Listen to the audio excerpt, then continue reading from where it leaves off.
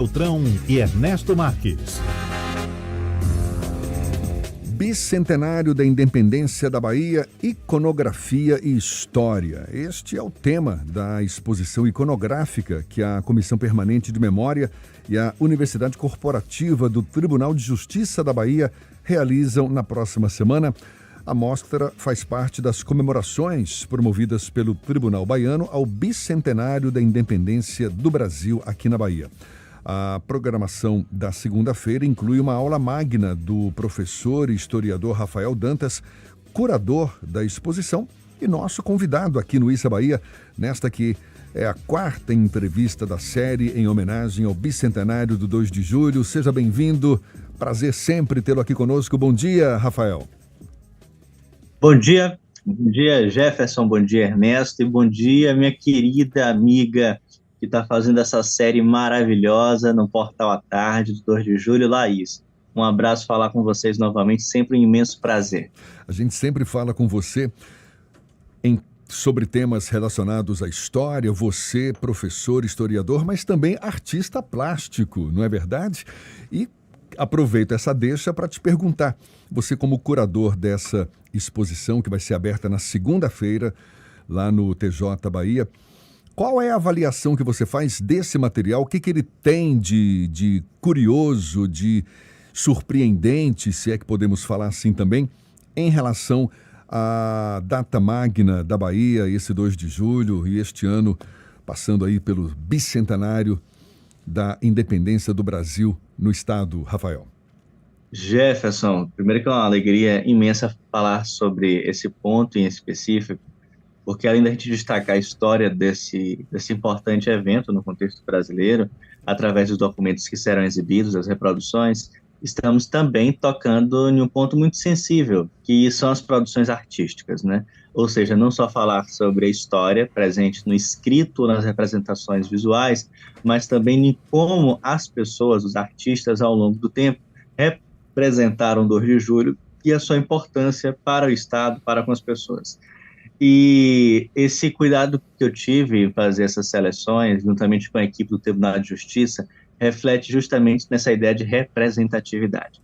Como já conversamos em outros programas, falar sobre o 2 de julho é falar sobre, antes de qualquer outra coisa, a participação popular. E falar de que o 2 de julho é uma data que não é só da Bahia, é uma data que é do Brasil.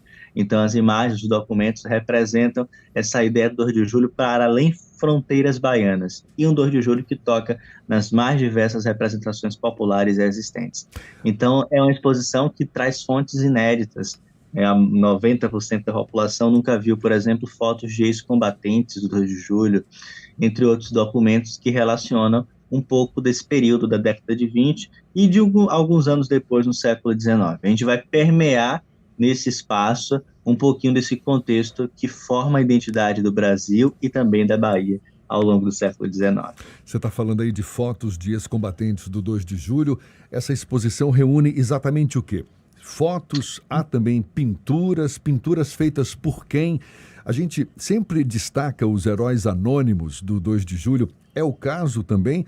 São obras, são registros de figuras que participaram dessa história toda, mas de forma anônima, Rafael? Destacamos especialmente no primeiro bloco da exposição aquelas figuras que são as mais conhecidas, né, os nomes de Labatu, a Maria Filipa, Maria Quitéria, Joana Angélica, os representantes de Taparica, do Recôncavo Baiano. Então, são pessoas que representam tanto as camadas populares como as elites ligadas aos comandos das forças daquele período ou as elites econômicas que participaram nesse processo. A gente parte para um outro bloco, que é a geografia. O que era Salvador no século XIX, quais eram as construções que estavam presentes, que sobreviveram nesse período.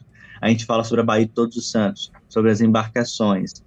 Pegamos uma parte para falar sobre o que existe de fontes desse período documental escrita, como, por exemplo, os trabalhos do Chitara, entre outras atas que foram produzidas ao longo da década de 20. E a gente fecha também abordando um pouquinho daquilo que existe de reproduções marcando a entrada do Exército Pacificador.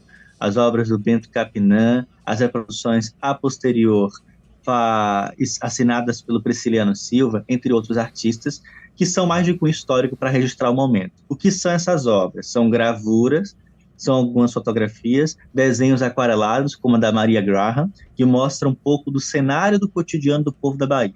Para quem gosta de arte, é um momento maravilhoso, porque ela vai reproduzir em suas aquarelas o que ela viu nos anos 20, quando passou por Salvador, né? Os desenhos são atribuídos a ela. Então vamos ter vendedores, vendedoras, pescadores, pescadores, contextos de uma cidade, né, e suas mais experiências das dinâmicas urbanas, que nos faz voltar à Bahia durante aquele período de tensão, né, que definiu os rumos do Brasil a partir de 1823. Rafael, bom dia, Ernesto aqui. É um prazer estar te entrevistando de novo. Rafael, ontem pela manhã... Idem, meu irmão.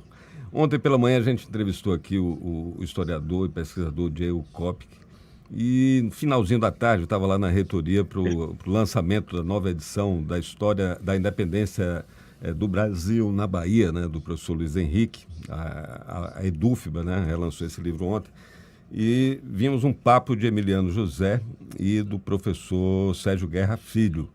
E vou te fazer uma pergunta aqui com base nessas três falas que eu vi ontem. Parece que o 2 de julho começa a ser recontado agora, porque é um caso talvez único de uma batalha, de uma guerra que quem contou não foi exatamente quem venceu. Ou seja, esse elemento popular, aí comparando dois ícones aqui, aquele quadro do Grito do Ipiranga e o quadro Primeiros Passos, né, que é quase que eu diria um fotojornalismo, é como se alguém tivesse fotografado a cena na Praça de Cachoeira, ali no 25 de junho. E a gente está recontando uma história que até então parece ter sido contada mais por quem estava no topo, pelas elites baianas, porque éramos todos lutando aqui contra o domínio português, mas aqui dentro o couro comia, né? Escravidão, uma repressão duríssima, censura também contra a imprensa incipiente da época, não é isso?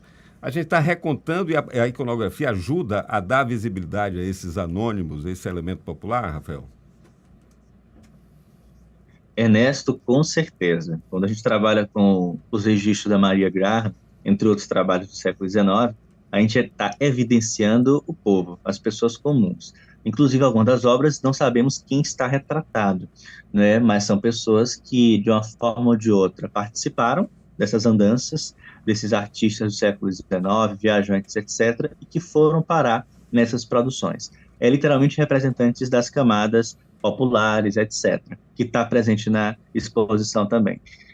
Eu diria que ontem foi um momento muito especial, né, com o relançamento do trabalho do professor Luiz Henrique Dias Tavares, que, sem dúvida nenhuma, no decorrer do século XX, abriu as portas para as novas interpretações e para, antes de qualquer outra coisa, ressaltar a valorização da independência do Brasil na Bahia, como o próprio professor falava. Luiz Henrique Dias Tavares foi o nosso grande ícone, né? Inclusive conversando com o Luiz Guilherme, ontem, em um evento do Exército, ligado ao 2 de julho, destacamos sobre isso também.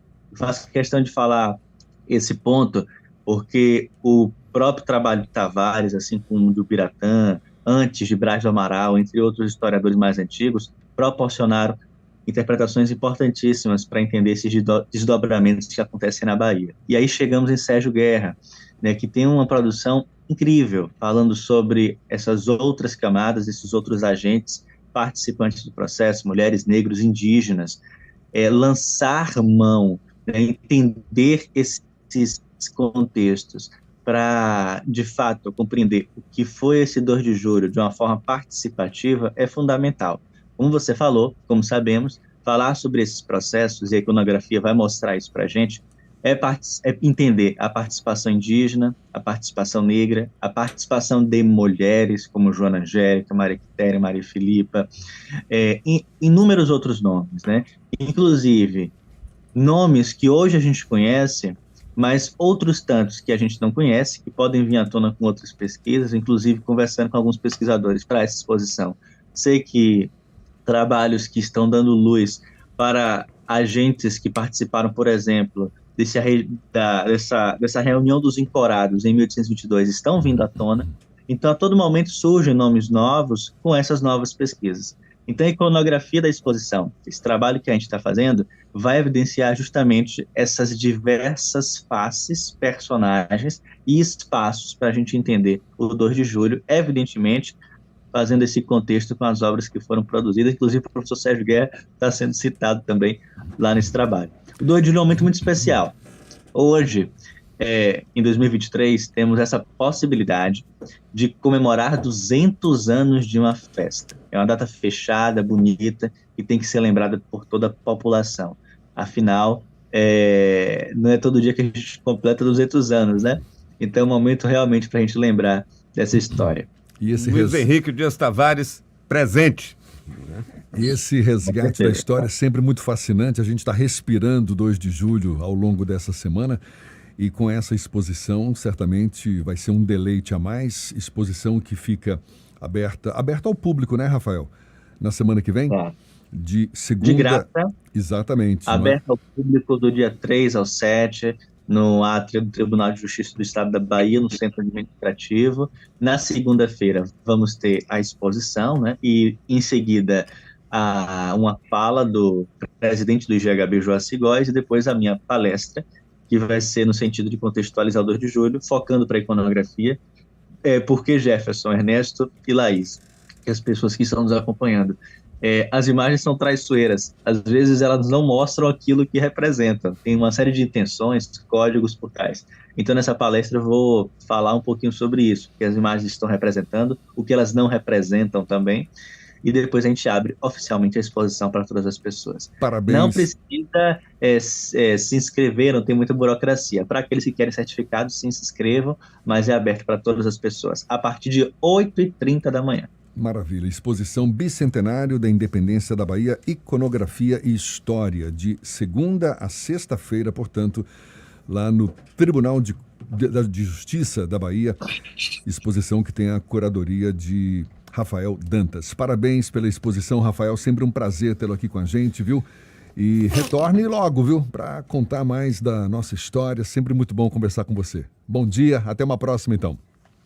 Jefferson, querido, agradeço o convite, estar com vocês é sempre um prazer, mando um abraço apertado para você, Ernesto, Laís, Tardio e todo mundo que faz parte desse projeto tão bacana. E fiquei muito contente de ter ouvido meus professores ao longo dessa semana. 2 de julho é um momento de reencontros também, de passados, presentes e futuros. Um abraço. Um abraço, 8h03 aqui na Tarde FM.